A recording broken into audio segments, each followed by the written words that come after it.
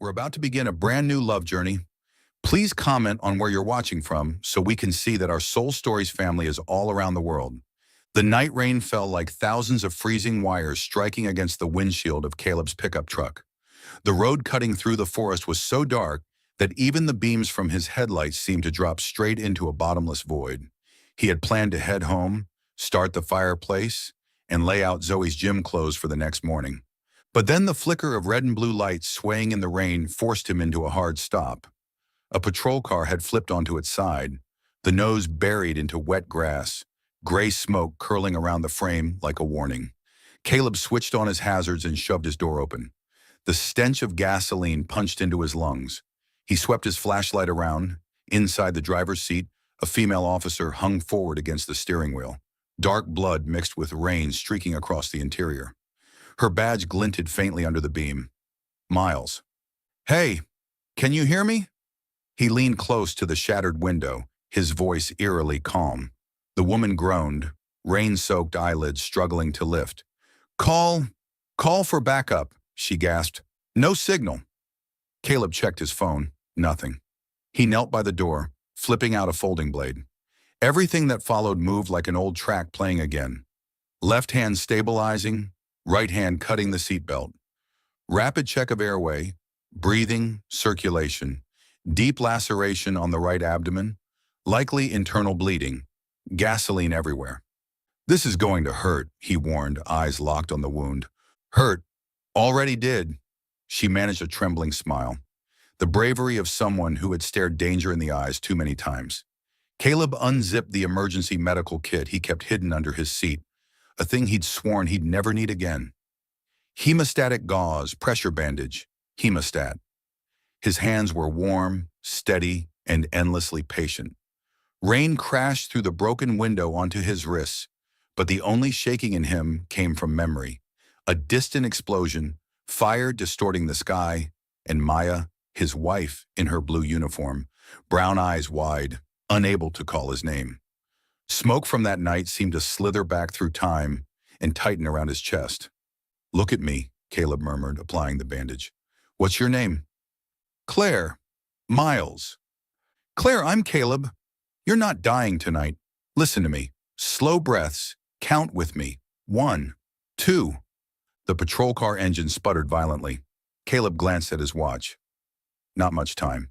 He reached through the twisted frame, braced her shoulders, and angled her body out, just like the textbook. His back strained, boots slipping on the slick ground. 1, 2, 3. He hauled her from the seat, maintaining pressure on the bandage, then lifted her over his shoulder in a rescue carry. Claire groaned, but her eyes stayed open, stubbornly anchored to his voice. They staggered away from the car. 5 meters. 10. 30. Rain was slicing across their faces, heat pushing at their backs. "Put me down, please," Claire choked, breath unraveling. "Not yet. We need more distance." His voice sounded like it used to, when he'd spoken to lives hovering at death's edge. "Eyes on me. Don't look back. Stay here." Her gaze locked with his. Dark, dazed by pain and fear, but so clear the rain seemed to avoid it. For a breath-thin moment, the line between life and death wore down like paper. And in her eyes he saw everything he once lost. A promise unspoken, a home unfinished, a hand he never got to hold tight enough. The car exploded. Fire roared up like a newborn sun, lighting the soaked forest. A wall of heat slammed into Caleb. He twisted, shielding Claire, wrapping around her, forcing her to the ground, his body the only barricade against searing shards of metal singing with death's cold timbre. The earth shook. The rain paused in shock, then resumed, thudding against his back. Silence. Only the low moan of fire remained. Caleb lifted his head first, checked the bandage. Bleeding slowed, blood pressure still low, but breathing steadier. He looked at his wrist.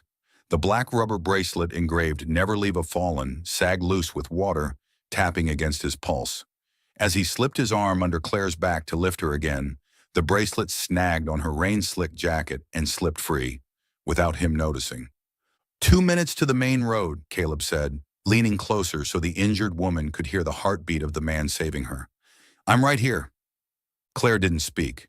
She only looked up at him again, backlit by the blaze behind them.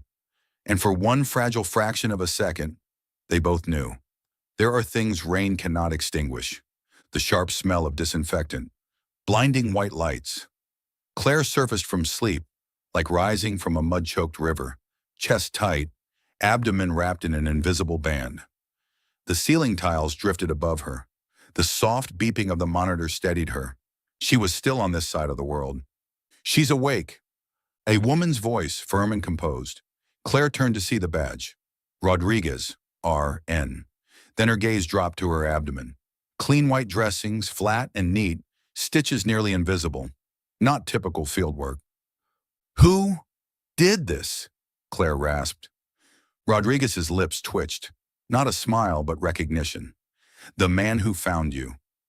I handled the surgery, but the gauze and pressure bandage that kept you alive were precise to an unbelievable degree.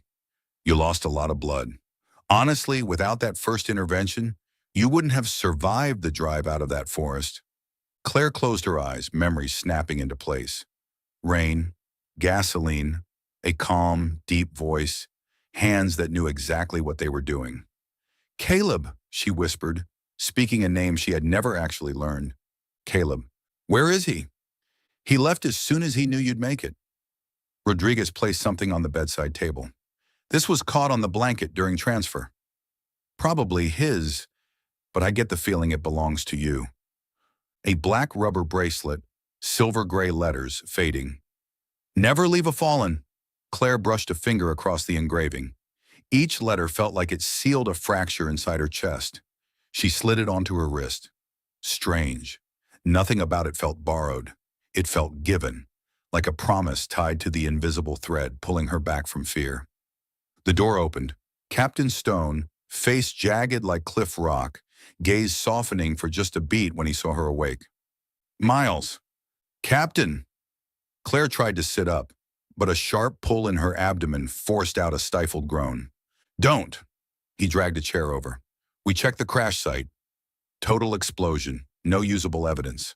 But he nodded toward her dressing. Someone did what none of my team could have done in the rain and gasoline. Combat medic, Claire said, the conclusion ready before the words. Not just first aid. He walked me back from that line. She looked toward the window where thin threads of sunlight slipped through the curtains. I need to know who he is. Stone set a tablet on her lap. The screen showed a driver's license. Caleb Rowan, 40, gray-ash eyes. Claire swallowed. The hospital room shrank to the memory of their gaze in the storm. That's him. Former Special Forces. Most of his file is blacked out, but enough remains. Combat medic, multiple commendations, Stone exhaled. He's kept clear of trouble for years. I sent a thank you note, but he doesn't want involvement. Claire looked at the bracelet on her wrist, thumb spinning it as if it were a habit she'd always had. It's not just to say thank you, she said slowly, placing each word with care. I want to meet him because I owe a promise. Rodriguez tilted her head. What promise? Claire turned back to the nurse, still weak, but eyes sharp with clarity. If I were pulled back from that line, I need to learn how to pull others back, the right way. She brushed her fingertips over her bandage, not testing the sutures, but acknowledging the lesson carved into her flesh. And I think only he can teach me. Stone narrowed his eyes like he were hearing a leave request for a mission far beyond duty. Miles, you just came out of surgery. I know. Claire leaned back, lips pale with pain but voice sure. But some things, if you don't go now, you'll never have the courage to go again. Outside, young sunlight climbed higher, touching droplets of rain still beating on the windowsill. Claire closed her eyes once, then opened them, palm pressing over the bracelet. Never leave a fallen. She smiled, thin, proud, and grateful, like someone who had just been handed a lantern for the dark. Not just to say thank you, but because from this moment on her path would be less shadowed and far less lonely. 5:30 a.m. The alarm buzzed once, then fell silent. Caleb didn't need a second ring. He got up in the darkness that still smelled damp from the night's rain, pulled back the curtain, and looked out at the wet lawn shining like a freshly washed jacket. The small house at the edge of town was just as it always was, quiet, tidy, and warm enough that a 10-year-old wouldn't find the world too frightening. He boiled water, turned on the water heater, and tossed a handful of pancake mix into a bowl. Zoe would like smiley face pancakes. She always liked simple things, the kind of simplicity that began with the gentle sizzle of batter in a pan. While the dough rose, Caleb pulled out the lunchbox he'd packed the night before. A chicken sandwich, peeled green apple slices, a pack of almonds, and a folded note. "You did great on your fractions test. I'm proud of you." He wrote instead of said it, because sometimes words vanish, but paper stays in a backpack all day, close enough to touch when needed. Zoe's door opened, her messy hair peeked out first. "Dad, can we go a bit early today? I want to get to class before everyone else so I can finish my club poster." Caleb nodded toward the chair. 10 minutes. Brush your teeth first." She wrinkled her nose. "Did you hang another mirror?" Caleb smiled and glanced down the hallway. The new mirror was actually an old frame he'd sanded and polished, hung right below a wooden case filled with ribbons and medals. Zoe had insisted on putting that box up after she found it dusty under his bed. "Can you hang it where I can see it?" she'd asked that day. "I want to remember that you used to be a superhero." "I'm no superhero," Caleb had said, but he hung it anyway. The box sat on the wall like a fragment of old sky, reflecting a new life. Crayon drawings along the hallway, muddy shoes by the door after a rainy day, and the calendar on the fridge marking the next parent-teacher conference. They ate breakfast to the lazy hum of a country song playing on the kitchen radio. A weather reporter's voice followed, and then a short headline. A patrol car explosion the previous night. The officer now in stable condition. Caleb switched off the radio before the next sentence, pretending he needed to check the clock. Zoe looked up, eyes wide and dark. "Did you have a bad dream?" He paused half a beat. "No, just couldn't sleep with all that rain." He grumbled and slid another pancake onto her plate. "Eat up, little warrior." "You're calling me warrior again." "Because warriors pack their backpacks neatly." He poked at the half-open backpack on the chair. They left home as the sun peeked over the pines. The dirt road was soaked, tire marks from the old pickup cutting two steady lines, like Caleb's life, parallel, straight, and rarely turning. He drove slow to avoid deep puddles while Zoe chattered about her poster. She wanted to draw a tree with many branches, each branch labeled with a name, a heart in the middle. "So everyone can see they belong there," Zoe said. "No one left out." Caleb smiled faintly. "Never leave a fallen." He dropped her off at school, waited a moment to watch her run inside, her ponytail swinging like a small flag. A guard waved. A mother waved. Ordinary things, soft as a jacket against the morning chill, and he needed them like he needed air. His delivery shift started at 8. Caleb picked up his route sheet at the depot. 4 grocery stores, 1 dairy farm, and 1 gas station at the end of Route 27. The sky had cleared, but the air still smelled of old rain. He lifted water crates onto the truck bed. His back reminded him he wasn't 25 anymore. The dairy farmer handed him a cup of hot coffee and chatted about the storm. "Another accident? Those forest roads will kill you." Caleb nodded. "Best to stay off them at night." He didn't say more, not because of secrets, but because he'd chosen this life. Fewer words, more work. People knew just enough about him. A widower, lived with his daughter, could fix almost anything, and taught basic first aid at the church hall every quarter. Kids around town called him Mr. Fix-It Caleb, not Hero. He preferred that. An hour later, he reached the last gas station. The owner, Alvarez, a small Mexican man, always asked about Zoe. "How's the little one doing, Caleb?" "Still drawing more than she counts." Caleb smiled, a quick, polite kind of smile that only surfaced when no one looked too closely. Alvarez handed him a paper bag of warm donuts. "For her, from the house." Caleb thanked him and stepped outside, but stopped short when he noticed an old newspaper on the counter. "Unnamed cartel suspected in warehouse fire near border." He set it back down, as if returning a sharp object to a place where a child couldn't reach. The day rolled on in repetitions. Lift, set down, sign, nod. His hands, scarred and calloused, moved with precision. His mind, though, wasn't always still. The previous night surfaced like a crocodile in muddy water. Voices, fire, gasoline, and a pair of eyes. Eyes clear enough to reflect his own face when he said, "You won't die tonight." He shook his head as if tearing away an invisible thread around his neck. That afternoon, he picked Zoe up. She came running, waving her finished poster, a tree with real branches and every classmate's name in small circles, a heart at the center. "I wrote the words here," Zoe pointed. "No one left behind." Then she looked up. "Dad, does your hand hurt?" Her finger brushed the thick scar across his knuckle. "I cut it on a tin can last time." The lie came easily, but not carelessly. The truth was longer than a child needed to hear. One day when she was ready, he'd tell her, not to scare her, but so she'd understand. Bravery rarely shouts. It's usually just a small act done at the right time. That evening, they ate bean stew with toasted bread. Zoe told a story about a classmate who cried because no one invited her to play, and how she gave the girl her colored pencils. She stopped crying. People just need someone to stop, right, Dad?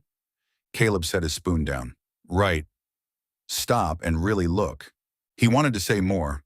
Sometimes stopping saves someone. Sometimes it saves yourself. But he didn't. After Zoe fell asleep, Caleb stepped onto the porch, leaned against the wooden beam, and looked at the sky. The stars were few. The town lights stole most of them, but enough to remind him that 4 years ago, he'd stood right here counting breaths to outlast a storm in his head. His fingers brushed his left wrist, instinctively reaching for the empty space where his rubber wristband used to be. He'd lost it the night before. The absence didn't scare him. It felt like a quiet reminder. That part of him was somewhere else where it was needed. He took a deep breath. Hero, soldier, father. 3 branches of the same tree. But he'd chosen the branch he held on to. The ordinary man who knows when to stop. And if he believed in one thing, it was what Zoe had already said best. People don't need superpowers. They just need someone to stop at the right time. In the gentle dark, Caleb closed his eyes. Somewhere, a siren's echo faded away. Somewhere else, a pair of clear eyes would wake and remember his name. And here, a house with just enough light, a child sleeping soundly, and the lingering smell of donuts on the stove, was everything he wanted to keep. The doorbell rang at 8 o'clock the next morning, just as Caleb was tying Zoe's shoelaces. She was rehearsing her speech about adding yellow leaves to her poster when she froze, eyes wide. "Dad, someone's here!" Caleb glanced through the curtain slit. An unmarked sedan parked by the curb. 2 people stepped out, plain clothes, one tall man with graying hair, one younger woman with a quick stride. A short, barely visible flicker passed through him. He patted Zoe's head. "Go get your raincoat. It might pour again." He opened the door before their second knock. "Mr. Rowan?" the man asked. "Yes. I'm Captain Stone," he said, showing a badge. "This is Detective Reeves. We'd like to ask a few follow-up questions about last night." Caleb nodded. "I need to drop my daughter off at school." 5 minutes. "No problem." Stone glanced at Reeves, who was already scanning the hallway. Crayon drawings, the polished mirror, the wooden box on the wall. Her gaze brushed the Silver Star ribbon. She made no comment, only took note. Zoe came running out, hiding a shy smile behind her collar. Reeves crouched slightly, smiling warmly. "Hi there. I'm Zoe." She looked at Stone.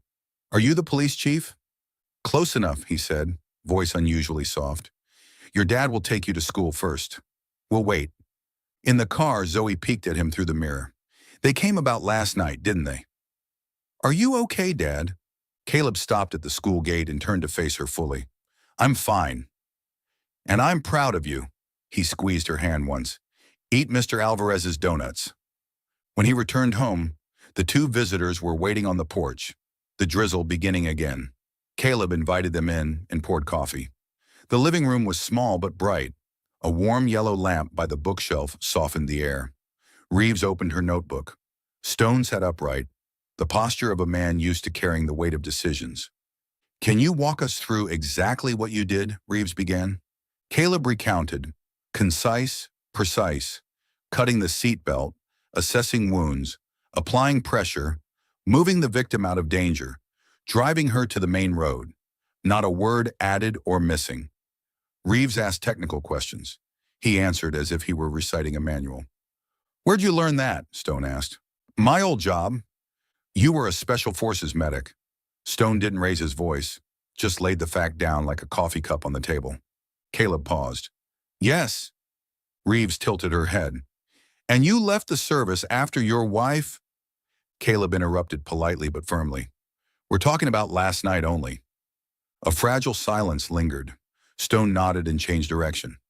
"Notice anything unusual besides the smell of gas and smoke?" The back door had drag marks. Tire tracks curved unnaturally, maybe forced off the road. And Caleb looked out the window at the wet grass. It felt like being watched. "No reason I can prove. Just instinct." Reeves wrote it down, her eyes briefly flicking to his bare wrist. She knew where the missing wristband was. "How is she?" Caleb asked, his first question not on the record. "Stable," Stone said. "She wanted to thank you." He hesitated, hand dipping into his pocket, then stopping. "Actually, she'd rather do that herself." The sentence opened a quiet door. Caleb's gaze drifted down the hallway. He almost saw Zoe running there. Her poster words. "No one left behind." But then another movement caught his eye. A third person had appeared silently on the porch. A woman in a dark coat, hair tied back, face pale from blood loss, but bright with something else. Claire stood there, not in uniform, just a young woman who'd come straight from a hospital bed. Reeves half rose. "Claire." "I'm okay," Claire said softly, eyes fixed on Caleb. "I'm sorry for coming unannounced. I needed to see you once, without the fire." The moment was small as a clock tick. Caleb stood, as if his body had decided before his mind did. He didn't move closer. Neither did she. They simply stood near enough to see clearly. The fatigue around her eyes, the fine stitches under her shirt, and on her wrist, a black rubber band that used to be his. It belonged there, not lost at all. "Thank you," she said quietly. "Not just for last night. For pulling me out of a place I wasn't sure I could leave." Caleb breathed steadily. "I only did what was right." His eyes dropped to the band. "That's mine." Claire froze for a heartbeat, then smiled faintly. "I know. I'll give it back." She touched it lightly, as if testing the feel of loss before letting it go. "But only when I've learned to deserve it." Reeves glanced at Stone, who remained still as a deliberate tree. They'd agreed beforehand. Let this meeting happen without paperwork, without noise. Some things don't belong in reports. Caleb cleared his throat, putting a safe distance back into place. "I have to take my daughter to her afternoon class at 3. And," he hesitated, searching for a polite exit, "I don't want any further involvement." "For Zoe's sake." Claire nodded. The words weren't unexpected, but they still stung. "I understand." She stepped back half a pace. "I'm not asking you to be involved. I just wanted you to know that if someday I help someone survive a night like that, it'll be because you stopped." Caleb's hand tightened on the chair arm, a reflex when he needed to lock a decision in place. "Good," he said, dry but not cold. "Do it right." Outside, the drizzle thinned to a whisper. The house glowed warm and gold. The house with the light on. Reeves closed her notebook. Stone rose. "We won't take more of your time." He handed Caleb a card. "If you need us, or if we need you. Otherwise, have a peaceful day." They stepped onto the porch. Claire paused at the doorway and turned once more. "When you're ready," she said, "I'd like to learn from you. Not because I'm a cop, but because I'm someone who got saved." Caleb didn't answer right away. He looked at the calendar on the fridge, the small note he'd written to Zoe, the muddy shoes lined neatly on the mat. He had chosen this life, and he would protect it at all costs. "Keep the stitches dry," he finally said in the tone of an everyday instruction. "Don't lift anything heavy. And get some rest." A brief warm smile crossed Claire's lips. "Copy that, Doc." She touched the wristband. "See you when you let me." The door closed. Caleb stood still for a long while, listening to the rain tap the roof. He knew the distance he'd kept wasn't ingratitude, it was fear. Fear that one more step might drag his daughter into a line he could never cross again. But even as he told himself that, something inside had already cracked open, just enough for the porch light to reach in, enough for him to see what he'd tried to blur all along. That some people, even when you turn away, your heart still recognizes them. And that some darknesses need only a single light left on for someone to find their way home. The afternoon hung heavy, like a sheet of paper about to have rain poured on it. Caleb was changing a porch light when an unmarked car stopped at his gate. Captain Stone stepped out first, Reeves behind him, a thin file tucked under her arm. Claire wasn't with them. Her absence made the yard feel a notch wider. "We won't take much of your time," Stone said, voice quiet and weathered as old rock. "Mind if we sit?" In the living room, Reeves spread the files out. Warehouse photos, route maps, delivery timestamps, cartel insignias circled in red. "They're shifting to use Route 27 as a corridor," she said. "We need someone who can read a trap layout, see the holes before we fall in, and set up tactical medical support for the team. We need you." Caleb listened. His hand stayed on his coffee mug, untouched.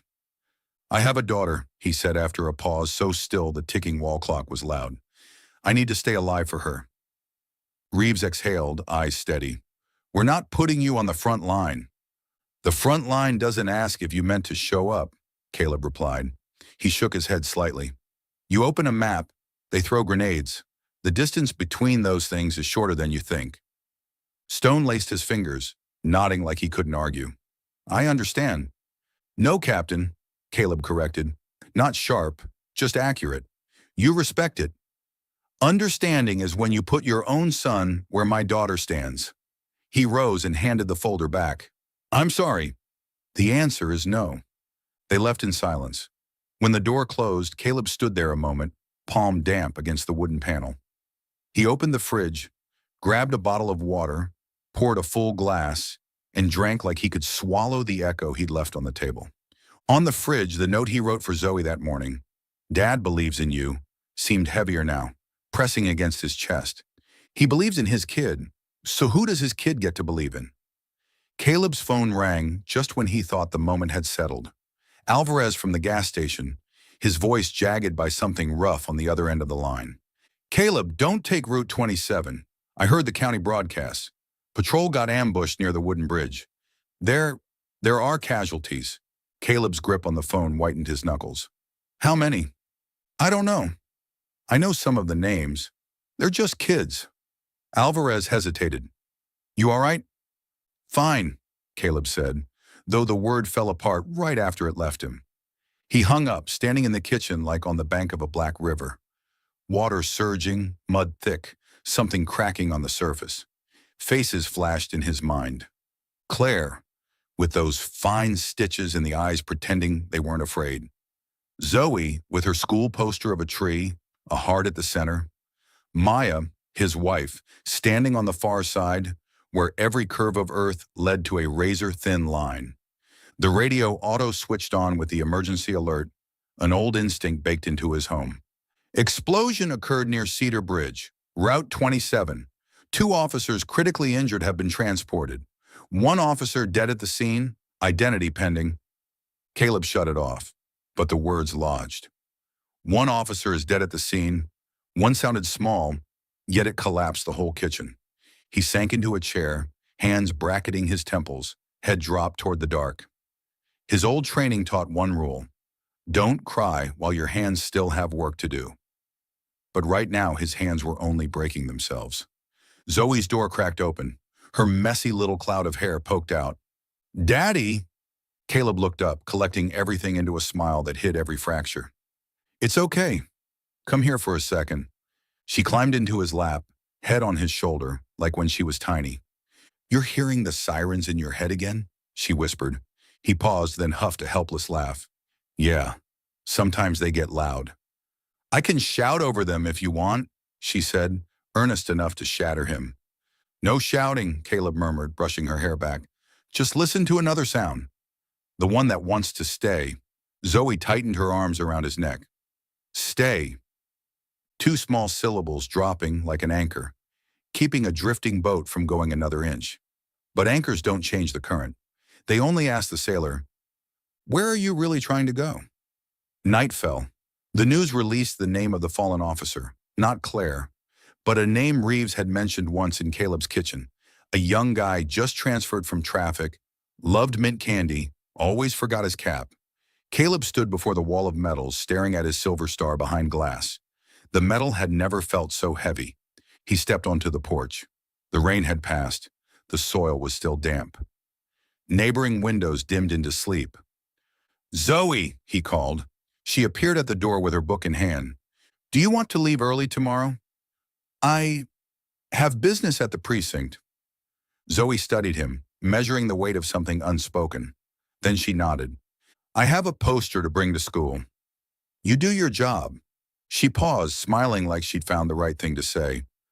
"You always tell me, when we know how to do something right, we're less scared." Caleb nodded slowly. "Yeah, doing it right makes it less scary." He went inside for his keys. On the table, Captain Stone's business card lay like an open door. He slipped it into the pocket over his heart. His answer this afternoon had been no. But some no's don't build walls. They just help the speaker hear what keeps knocking inside. That night, Caleb sat late at the kitchen table, coffee cold in front of him. He wasn't waiting for Dawn to decide. He was waiting for the sound of his own feet, willing to leave the house tomorrow and carry a no with its period erased and put in the right place. No front line, no gun, no leaving anyone behind. And under those numbers, one must burn clear and sharp, do his part, so other kids still have a mother or a father. Soul Stories fam, if you're watching on another channel, come home to us, where tens of thousands of listeners and sharers come together. We have 60 seconds to decide who lives and who dies. Caleb didn't need to raise his voice above half a breath as he stood before the class. The police department's training room was brightly lit, the smell of old sweat mixed with medical tape. 20 officers, ranks mixed, lined up before the gear table. CAT tourniquets, hemostatic gauze, pressure dressings, nasal airways. Captain Stone introduced him briefly, skipping any fancy titles. "He'll teach you something I wish I'd learned 20 years ago." Caleb nodded. No ceremony. He wrote on the board, "March, massive bleeding, airway, respiration, circulation, head hypothermia. This sequence is the lifeline. Don't mix it up." He pulled on gloves and pointed to a young officer. "Down, right thigh bleed." The officer dropped. Caleb tossed him a tourniquet, the kid fumbling to tighten it. "Too slow." Caleb stepped in, shifted the strap higher, twisted the windlass until the pulse vanished. "Remember, blood has no feelings. It won't wait for you. So don't wait for it." A low ripple of laughter, tension loosening just a bit. Claire stood in the front row, gray shirt, hair tied sharply. She seemed to drink in every motion, mind decoding, hands practicing fast enough to make Reeves whistle under her breath. "Miles, in the dark," Caleb said, cutting the lights halfway. She didn't falter. "Tourniquet secure in 10 seconds. "Good, but your voice moves faster than your hands. Slow down so your team hears you." Hour 2, airways and chest. He showed how to lift the jaw, check the trachea with 2 fingers, and detect tension pneumothorax. "You're not doctors, but you must know when a hole in the chest shouldn't be sealed," he said, placing an occlusive dressing on the mannequin. And his eyes swept the room. "Know when to call for help. Pride kills faster than a bullet." At the third table, Claire practiced inserting a nasal airway. She hesitated when the tube encountered soft palate resistance. Caleb stepped behind, not touching, just guiding with 2 fingers, tracing a direction in the air. "Angle toward the ear." Claire adjusted. The tube slid in. She let out a small breath, almost a laugh. "We just saved an airway," Caleb said. "That sound is worth something." Hour 3, live fire simulation, blanks popping, shouts in the dark. Caleb moved through them, correcting stances, reminding, "Pack deeper. Speak before you touch." The one applying pressure isn't the one in command. He didn't praise lightly, but he wasn't harsh. He was a pillar, straight, solid, something people could lean on without worrying it might crack. Break time. Claire handed him a bottle of water. I didn't think I'd learn this fast. You're looking at the right thing, Caleb said, glancing at her wrist. The rubber bracelet is still there. You're not admiring the save. You're just saving, Claire smirked. Is that a compliment? If you need it to be. A thin, quiet moment, like a short hallway leading to fresh air, breeze slipping through the door gap, carrying the scent of dried rain. Claire looked up. A new team's heading to Route 27 this week. I'm going with them. I want you to check the plan. I'm not going out there, Caleb reminded. I know. She slid him the pages. Just look. If you see anything. Caleb scanned fast. Grids, arrows, timing, support points. The rear entrance of the warehouse. If it were me, I'd trap here. He tapped an empty square. Ambulance coverage is thin at this intersection. And extraction time. Move it 10 minutes earlier. Claire stared at him. Something from the night of the storm condensed into her eyes. Thank you. Don't thank me. Caleb folded the plan and handed it back. Just live. She swallowed like taking a bitter pill because she needed it. Are you ever afraid of going back? The question slipped out. Yes, Caleb said without detours. But fear isn't a bad reason. It makes us prepare. A bad reason is ego. He turned to the board. Positions. Training ended at dusk. Officers dispersed, sweat down their arms, movements tighter, eyes sharper. Captain Stone shook Caleb's hand. Short words as always. No praise. Just this. What you're doing saves lives. Let's hope they never have to use it, Caleb replied. They both knew they would. Claire stayed to help him clean up. She rolled each tourniquet tight, like someone guarding secrets. When I was a kid, she said quietly, still working, I used to think if my mom died, I couldn't survive it. Later in this job, I learned I was wrong. People survive by doing something for someone else. I think you found your way. Caleb stopped packing. Her words felt like a gentle palm on his shoulder. Not pushing, just there. I'm not sure it's the right way, he murmured. It's right for me, Claire said, lifting her gaze, thin smile in place. And maybe for a lot of others, too. Their eyes held, not sparks, not swelling music, just a bridge steady enough for two people to stand on. At the far end of that bridge lurked what both feared. The day fire would come to collect. But right now what they had was a quiet room, the smell of gauze, and a promise neither dared speak aloud. Live, and bring each other home. The rain returned on a Thursday evening, falling fine as dust, just enough to make the city release a damp, metallic smell. Caleb was folding shirts into a basket when his phone buzzed. Claire. Her voice was hoarse and clipped, like a taut string about to snap. I'm sorry. The power in my building is flickering. The rain, explosions. I'm okay. It's just... Stay put for 5 minutes, Caleb said, already reaching for his coat. I'm coming. Zoe poked her head out of her study, her hair tied with a yellow elastic. Where are you going, Dad? Helping a friend. Caleb paused half a beat. She might come by for a bit. Turn on the hall light, okay? 11 minutes later, Claire stood at Caleb's door, coat soaked through, lips purple with cold. The warm yellow light inside the house spilled across the steps like a thin blanket. Zoe ran out with a terry towel in hand. Come in, please. Claire hesitated, her pupils dilating on instinct, like someone just stepping out of darkness into light. She nodded and let Zoe guide her to the sofa, the towel draped over her shoulders. Caleb brought a mug of hot cocoa, steam curling up in the thick wisps. Inhale for 4, hold for 4, exhale for 4, he said softly, counting with her. Look around. Name 5 things you see. Claire glanced about as if swinging onto a rope.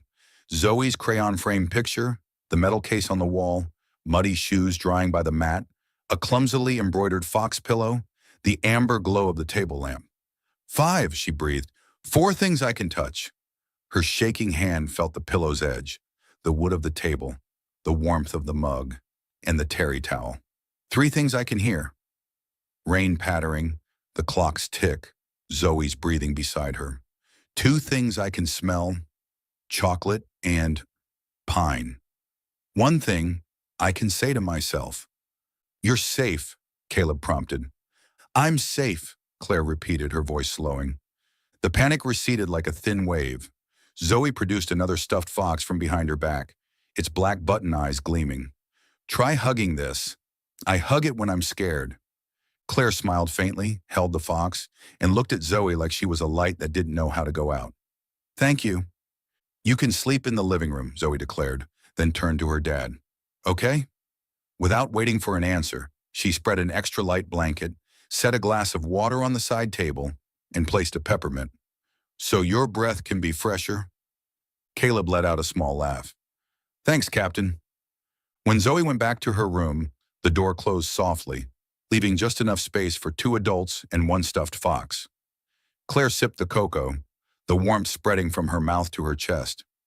I thought I was fine, she said, eyes on the window where the rain drew blurred streaks on the glass. But every time I hear an explosion somewhere, my body drags me back to that night. The body's smarter than we think, Caleb said. It remembers to protect us. The rest is about teaching it that things are different now. Now, Claire turned the rubber wristband on her wrist. The words, never leave a fallen, had pressed a faint mark into her skin. Now I'm in someone else's home, under a roof with the lights on. Somebody's home has to be lit, Caleb answered, his voice light as breath. A calm quiet settled them into the same rhythm. The TV was off. The radio was silent. Only rain and cocoa scented the room. Claire turned and studied Caleb's face more clearly than on the stormy night. Faint crow's feet, a small scar near his hairline. The steady composure of someone who'd stood in chaos without breaking. She set the mug down and asked, the question unshaking, but revealing a very real crack. Are you afraid of loving me or of losing me, like you lost her? The question sat there without a soundtrack. Caleb looked into her eyes where his own reflection appeared, and another face he had already laid to rest. He didn't look away. Both, he said slowly. I'm afraid to love because loving means there's something to lose. I'm afraid to lose because I know how much it hurts. Then why do you still let me be here? Claire tilted her head as if trying to understand the heart's logic. Because of that little girl. Caleb glanced toward Zoe's door. Because I want my child to see that people can be scared and still be kind. And because he paused half a beat and laid down an unvarnished truth. Because I don't want you to be alone on a rainy night. Claire smiled, eyes a bit wet. Kindness is a form of courage no one talks about. You're braver than I am, Caleb said. You go back to a road that could kill you every day. I go back because I don't want anyone else to be lost, Claire said softly, touching the band. Just like you. They sat a while longer without trying to fill the silence. After a bit, Caleb stood. I set a nightlight here, he said, pointing to the amber lamp. If you wake in the night, turn it on. And call. I'll be in the next room. Claire nodded. When Caleb dimmed the rest of the lights, the room warmed to a honey tint. She pulled the blanket up and hugged the fox. Before closing her eyes, she whispered, not for him to hear, but so she herself could believe it. Things are different now. On the other side of the thin wall, Caleb lay on his side staring at the ceiling. The rain had eased. His heartbeat slowed to the rhythm of another person breathing in the living room. The hero who chose to live like an ordinary man, he reminded himself. Maybe tonight, the most ordinary way to live was to keep a house lit so 2 broken hearts could sleep in peace under the same roof. Dawn was pale as the back of a hand. The lot behind the precinct was packed with cars. On the bed of a white van, a large monitor displayed the warehouse layout off Route 27. 4 entrances, 2 rear doors, a narrow corridor leading to the machine room. Caleb stood in the mobile command unit, wearing a black jacket and headset. He reiterated his conditions. I'm not going inside. I'm observing only, coordinating medical. Teams 1 to 2 hit the front, Team 3 holds the rear. Captain Stone nodded. Copy. Claire stood by the map table, soft armor covering the healed stitches. She brushed her wrist, the rubber band. Her eyes flicked to Caleb. He said only 2 words. Stay calm. She answered with a short nod. 0742. Team 1 in position. The radio crackled. The chest cam feed shook. Metal doors, tight breathing, whispered commands. Breach. A small pop, white smoke hissing out. Maintain spacing, eyes up, check the wiring, Caleb reminded them. For a few initial seconds, everything went according to plan. 2 suspects down, weapons secured. 0747. Team 3, report. Silence. A rasp like fingernails dragged across tin. Reeves frowned. Interference? Caleb watched the signal monitor, the bars dropping. They planted a jammer. He tapped the map. Rear entrance might be booby-trapped. Team 3, fall back 20 meters. Now! The radio clogged, then shattered with a sharp bang and a scream. Team 3 is under pressure. Smoke! Black smoke! The camera jolted hard, the image breaking into gray shards. Team 2, divert to support the rear, Stone ordered. But right then, Claire's voice cut in, so calm it was scary. Detective Miles, proceed into the machine corridor. Noise on the east side. She and her partner had pushed deeper, like a needle slipping through heavy cloth. Caleb swore under his breath. Not at disobedience, but at a bad feeling. He scanned the diagram again. Miles, stop! The machine room has multiple blind angles. If they funnel you... A dry thud, then Claire's feet lurched. Door dropped. Her voice strained over metal screeching. Smoke coming in. Signal weak. Fall back to your last position, Stone barked. Can't! Claire coughed, then harder. The image blurred, just bands of shadow and a jittering beam of light. The door is electronically locked.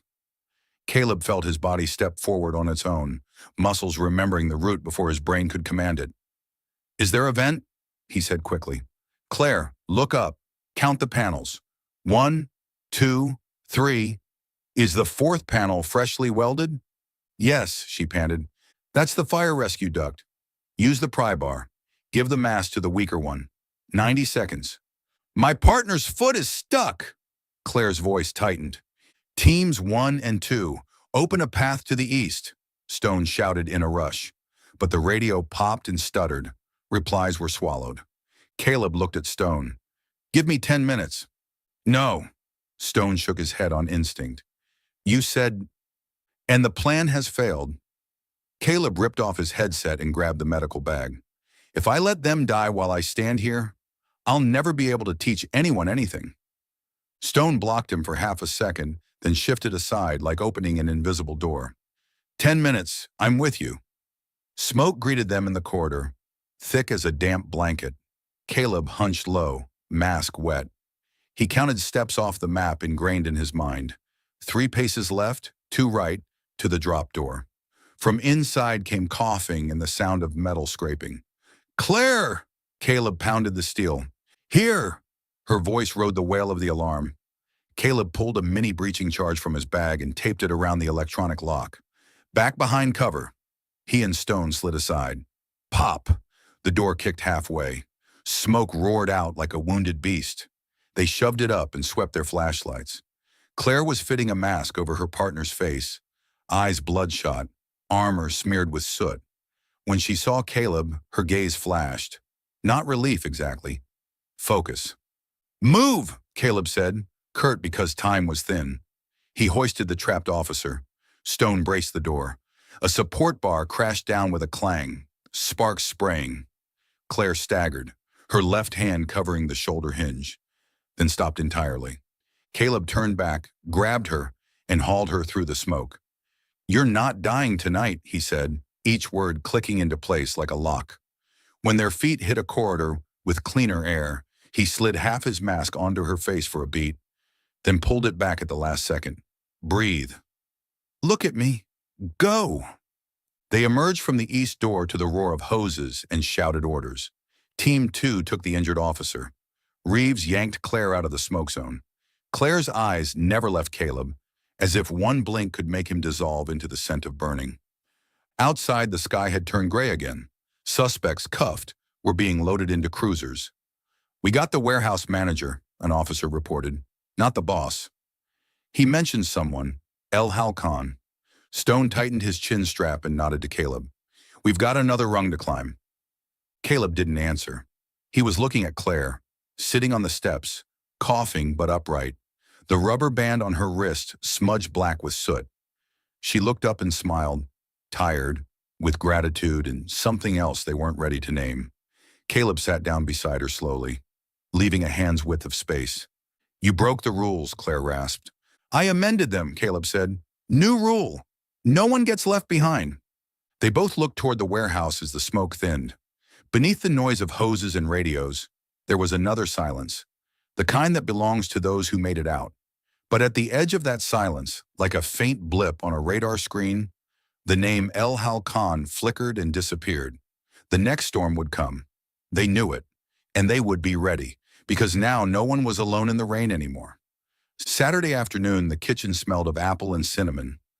Zoe stood on a stool, sleeves rolled high, carefully sprinkling powdered sugar over the pastries, as if she were snowing over a tiny mountain peak. Claire had her hair tied back, smiling when the girl insisted on one final quality check. Caleb stood by the sink, pretending to frown. "No tasting before we bake."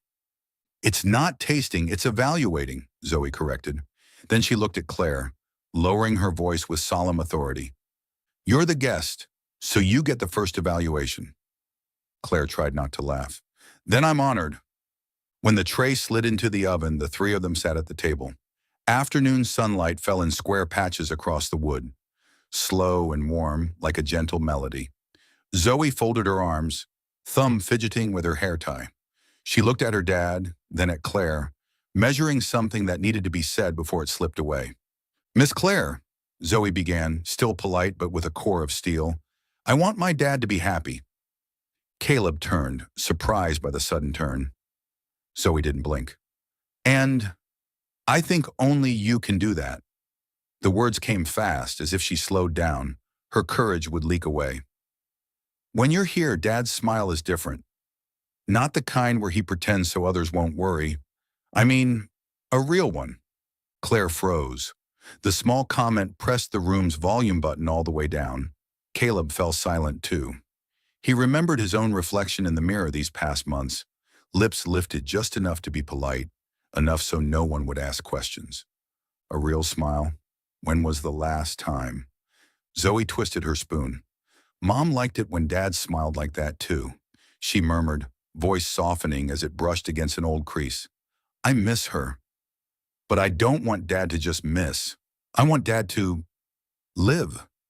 Caleb cleared his throat as if something needed dislodging. "This is grown-up stuff," he said. But he heard himself, knew the line was flimsy as paper. "I'm a person too," Zoe countered logically. "A small one." Claire placed her hand on the table, not touching anyone, just in the middle. "Zoe, I don't know if I can do what you're asking," she admitted, smiling sincerely. "But I want to try. Not by making promises, by being kind to your dad every day. And to you." Zoe nodded, joy flashing, pure and bright. "That's enough." Caleb looked at the two girls on opposite ends of youth and age, and suddenly the house felt stretched to fit the warmth he thought had shrunk forever. The oven chimed. He stood retrieving the tray, hands clumsier than usual, because something strange had just happened inside his chest. Something that had been squeezing for years. Let go. When he set the plate before Claire, she looked up. Their eyes caught. No awkwardness, no retreat. Caleb smiled. No shield, no control, not checking the angle of his mouth. The smile reached his eyes, slid into the lines at their corners, touched somewhere deeper, and stayed there. Claire blinked once, then smiled back, just as unguarded. Zoe clapped twice, satisfied like a director who just nailed a scene in one take. "All right, first evaluation," Caleb said lightly. "Expert." Claire broke a piece of pastry, cinnamon warmth rising to wrap around the silences that used to suffocate. 10 out of 10, she declared, for the baker. And for the smile. Caleb ducked his head but didn't hide the smile anymore. Somewhere close, very close, he heard something start back up again. Not the radio, not a siren. Life. He set the knife down, gripping the edge of the table just to be sure he wasn't dreaming, and he knew he was coming back to life. Reeves's message came late at night. "Tomorrow 9 o'clock, meeting room 3. Something you need to see. No emoji, no small talk. Caleb read it while standing by the window, watching the streetlight stitch a thin glowing thread across the darkness. The next morning, meeting room 3 was fuller than usual. The screen showed old crime scene photos, maps connected by arrows, and case files with worn edges. Captain Stone stood at the head of the table, Reeves on his right, Claire on his left. White shirt, expression calm enough that anyone who didn't know would think this was just another briefing. "We got a DNA match from the evidence in that case," Reeves began, snapping her fingers for the slide change. 3 faces appeared on screen. A narrow forehead man with a hawk tattoo on his neck, 2 others with eyes like dull glass.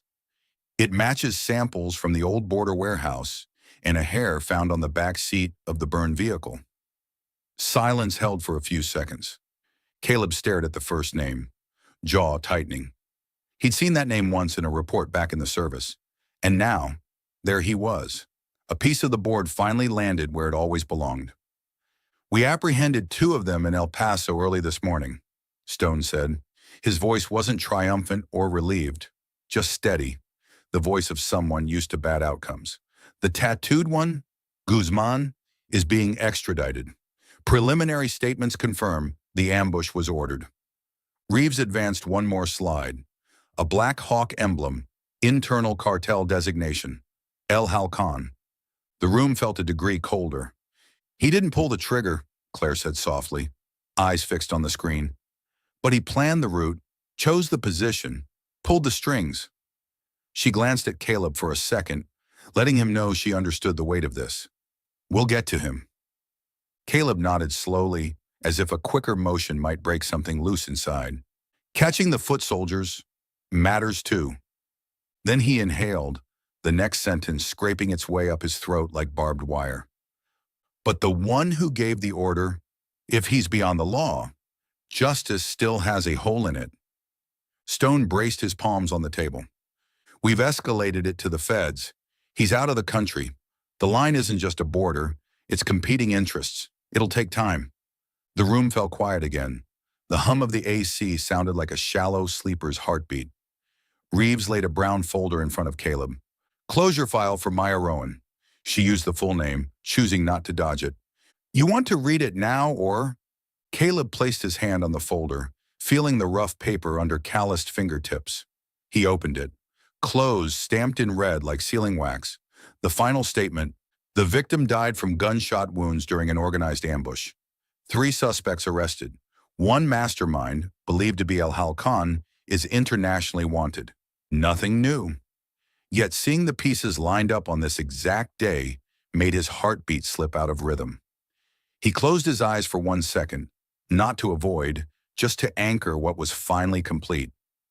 When he looked up, he saw Claire. She didn't touch him. She simply existed there, a stable point. "I know," she whispered, "only for them. Close doesn't mean painless. It just gets less lost."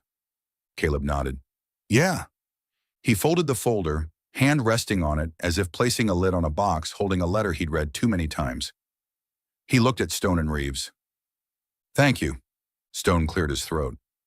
"Not done yet, Rowan. But this part," he tapped the folder, "is yours. Keep it." Outside in the hallway, the light stretched long like a narrow canal.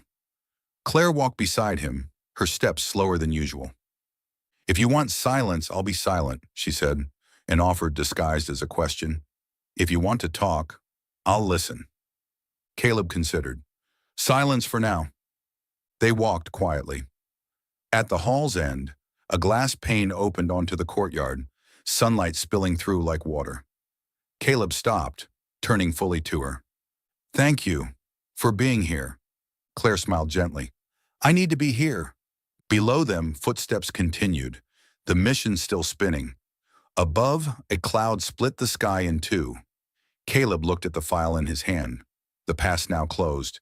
Then he looked into Claire's eyes, the fight far from over. "Coffee?" she offered, casual and human. Caleb hesitated a heartbeat, then found the answer arriving without crashing through barricades. "Yes," he said. And in that, yes, there was also a staying. The internal bulletin came in late afternoon. An unlicensed car had been loitering in front of Claire's house 2 nights in a row. A neighborhood camera caught an image of a man with a hawk tattoo on his neck, a mark of El Halcon. Reeves knocked on the conference room door, face taut like a drawn bowstring. "He's back," she said. "Not to hide, to get revenge." Captain Stone ordered witness protection protocol. Change routes, change hours, change habits. Claire objected. "I'm still going to work." He shook his head. "You're not prey." And that was exactly the sentence that made Caleb understand. The cartel wanted to drag her into the open, not to kill quickly, but to send a message.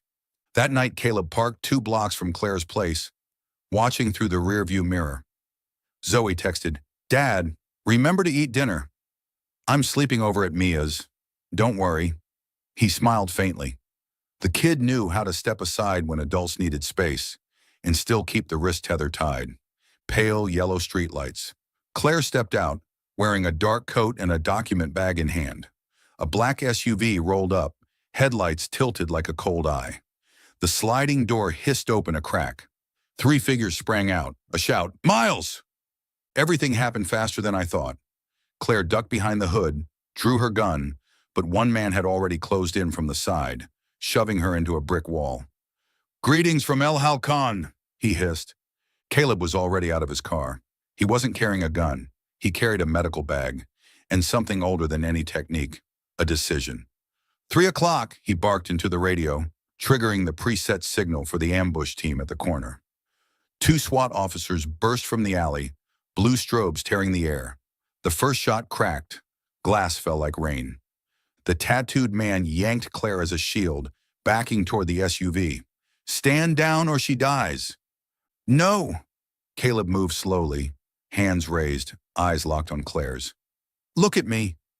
She steadied her breath, bent her knee slightly, creating the tiniest gap between the kidnapper's arm and her neck. All she needed was one beat. "Drop your weapon," SWAT shouted. The man smirked, thumb about to touch the trigger. Caleb saw the tendon in his neck jump, the tail of a man about to squeeze. "Now!" Caleb roared. Claire wrenched his wrist and dropped low. 2 muffled shots, thud, thud, one into the tattooed man's shoulder, one into the SUV's tire. He staggered, releasing Claire. She rolled to the curb. Caleb hauled her out of the line of fire, pressing her down to the brick. "You shouldn't be here," Claire panted. "I'll stand exactly where I'm needed," Caleb said, eyes still scanning. Another attacker lunged from the passenger seat. Reeves tackled him from behind a utility pole like thunder. The street suddenly thickened with sirens. The radio crackled in his ear. "Confirmed El Halcon location. Coordination warehouse at Pier 6. He surfaced. Stone's voice was a growl. "All units to the pier." Caleb looked at Claire. There was no panic left in her eyes, only fire. "I'm going," she said. "I'm at command," Caleb answered per their old agreement. But when the command vehicle crossed the pier line, when the screen showed the silhouette of a man with a hawk tattoo standing on the steel grating with a detonator in hand, when Claire led the first wedge into the cold storage block and Team 2's captain's heartbeat plunged on the monitor, Caleb knew some promises have to be amended. "Stone, he's wired a 2-stage breaker," Caleb said quickly. "If he releases his right hand, the upper tier blows. Push pressure from the east door, force a hand switch. Miles will get a shot." "High risk," Stone said. "Higher risk if we let him pick the time." Caleb slung on his headset and bag. "I'm going in for medical support." No one dies tonight. The pier wind was salty. Metal squealed. El Halcon stood among the containers, a calm that bordered on sick. "You came to kneel?" He laughed. "No," Claire said, her voice like a thin blade. "To close the account." After that, everything was reduced to waypoints. Caleb crawled beneath the steel decking, tracing deck cord into a control box. He signed with his hands. Push, hold, change angle. Stone understood. The East team surged. A flashbang went off, a white flare. El Halcon flinched, shifting the device from his right hand to his left to shield his eyes. "Now!" Caleb shouted. Claire held her breath for a beat and squeezed the trigger. The bullet tore through his left elbow.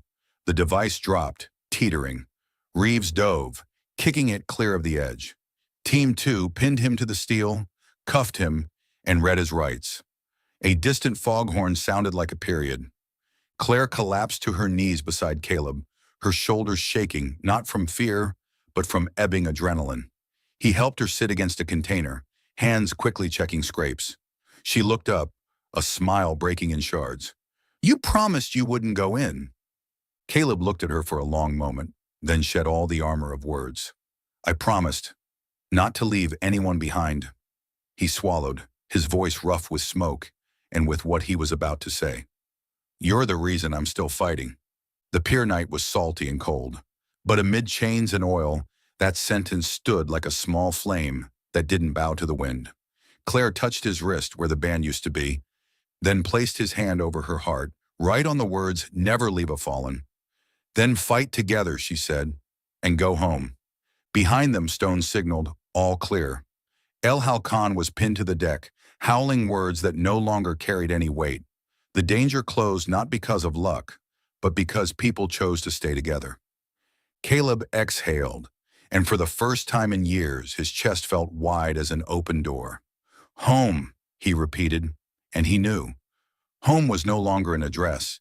It was the person sitting in front of him, still breathing, eyes bright, future intact. 1 year later, the wooden sign in front of the old house at the edge of town had been replaced with a new one. Rowan First Response. Learn to save someone. Every Saturday, the lawn turned into a classroom. The grocery clerk, the PE teacher, the pie-baking grandma, a few carpenters, lining up in front of mannequins. Caleb moved among them, adjusting tourniquets, cueing each breath. Slow, steady, right. Inside, the metal case was still on the wall, but on the right hung another frame, a photo of the first graduating class. Claire next to Caleb, hair tied back, a soft smile. Below the frame, a black rubber wristband hung on a nail, like a displayed heirloom, no longer needing to be worn. "Dad, I finished sorting the gauze." Zoe, 11 now, a head taller than last year, pulled the supply bin to the door. "This afternoon, I'll teach the younger folks how to call 911, okay?" "Coach," Caleb corrected, mock stern. "Not teach." "Okay." Zoe stuck out her tongue, then glanced toward the gate. "Detective Miles is here." Claire walked in with a stack of forms and a bag of Mr. Alvarez's donuts. Black jacket, detective badge clipped to her pocket, but her eyes were still Claire's from the rainy night. Only now the fire in them was warmer. "Excuse me, class," she said to the group, holding up the bag. "Reward for anyone who gets a tourniquet on in under 10 seconds without pain." The class laughed. Caleb shook his head. "No one applies a tourniquet without pain." Claire winked. "Okay, less pain." The session ended with applause and the clack of folding chairs. People left behind a scent of tape and a glitter of confidence on the window glass. Caleb wiped tables, Claire gathered tourniquets, Zoe tucked leftover rolls of gauze into the bin. The three moved in sync like they'd rehearsed this for years. Dinner was simple: baked mac and cheese, apple walnut salad, and logistics donuts. On the table, 3 glasses sat in a row, like 3 breaths. Zoe shared that she'd been chosen as club rep. Claire told a new case from her unit, not gory, just the bright bits of a long day. Caleb said a carpenter, scared of needles, had learned to set a tourniquet with a wooden spoon. "Dad, you're really smiling," Zoe observed suddenly, as if seeing through the jokes. "I like that." Caleb looked at his daughter, the child who had saved him with arrow-straight truths, then at Claire. "I like it too." After dinner, they washed dishes together. Warm water, soap bubbles, the clink of cutlery against the sink. Claire hung 3 kitchen towels in a neat row. Zoe ran to the bathroom, squealing, "Our 3 toothbrushes are lined up so nicely." From the doorway, Caleb looked at the 3 brushes, blue, white, yellow, leaning against each other like 3 people at the end of a long day. His chest expanded a beat, not from pride, but because the word peace had finally found a place to rest. They went out to the porch, a velvet dark sky, a few modest stars. Claire leaned her shoulder into Caleb. Zoe sat on the steps, chin on her knees, humming off-key. In the window frame, the Never Leave a Fallen band swung lightly, casting a small shadow on the wall. "I'm on shift tomorrow," Claire said, in the everyday voice of someone with a clear purpose. But I'll stop by class in the afternoon. There's a little girl who wants to learn how to make a rescue call. I'll save you a donut, Caleb said. And a laugh, Zoe cut in, as if that were the most important part. Yes, Caleb smiled. A laugh. Night wind drifted across the lawn, carrying the scent of pine. At the house on the edge of town, the warm light was no longer a signal for a lost traveler, but a roof where people waited for each other. Caleb wrapped his arm around Claire's shoulders, drawing her closer. My home, he said softly, is here. Claire looked up, a smile that needed no translation. And mine, Zoe raised her hand. And mine.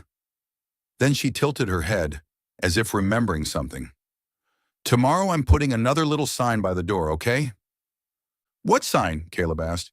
No one left behind, Zoe said, slow and clear. So everyone who passes by will know. Caleb looked at the two people beside him, the woman he loved and the child, and understood that an old vow had changed its meaning. No longer a battlefield order, but the way they lived each day, not leaving anyone behind, and not leaving their own happiness behind either.